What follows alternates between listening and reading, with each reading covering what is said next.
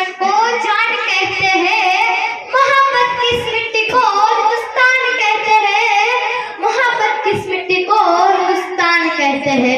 जो दुनिया में सुनाई दे उसे कहते हैं खामोशी, जो आंखों में दिखाई दे उसे तूफान कहते हैं, उसे तूफान कहते हैं।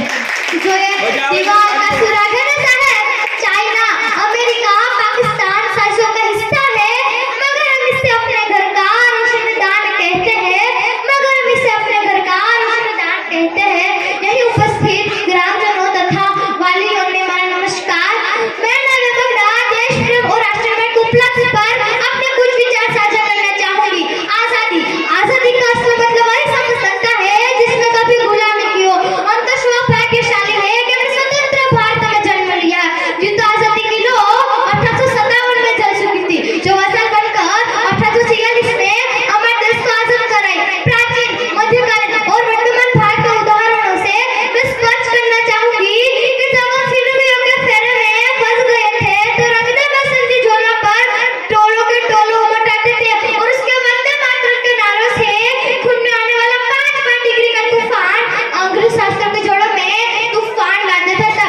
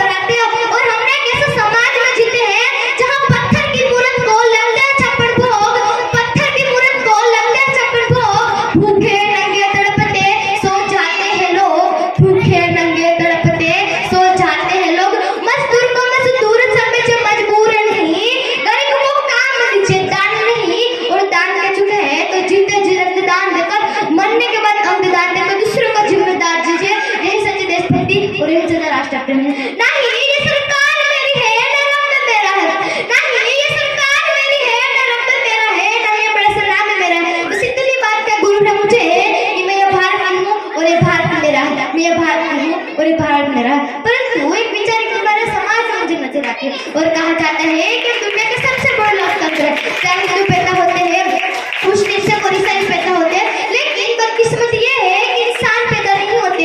मेरे विचारों में ना हिंदू की जरूरत है ना मुसलमान की जरूरत है, ना हिंदू की जरूरत है ना मुसलमान की जरूरत है। राष्ट्र निर्माण के लिए केवल अच्छे इंसान की जरूरत है, केवल अच्छे इंसान की जरूरत है।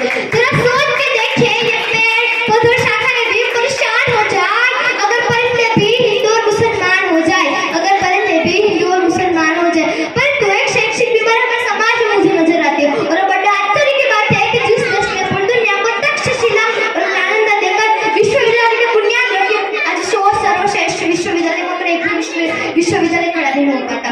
एक और हमारे पास IIT, IIM और NIT जैसे शिक्षा संस्थान है, वही दूसरी ओर इस देश के गरीब को बेरोजगारी के जमाने में खड़ा करने के लिए उसका सर्व शिक्षा अभियान का झुंझुना पकड़ा दिया जाता।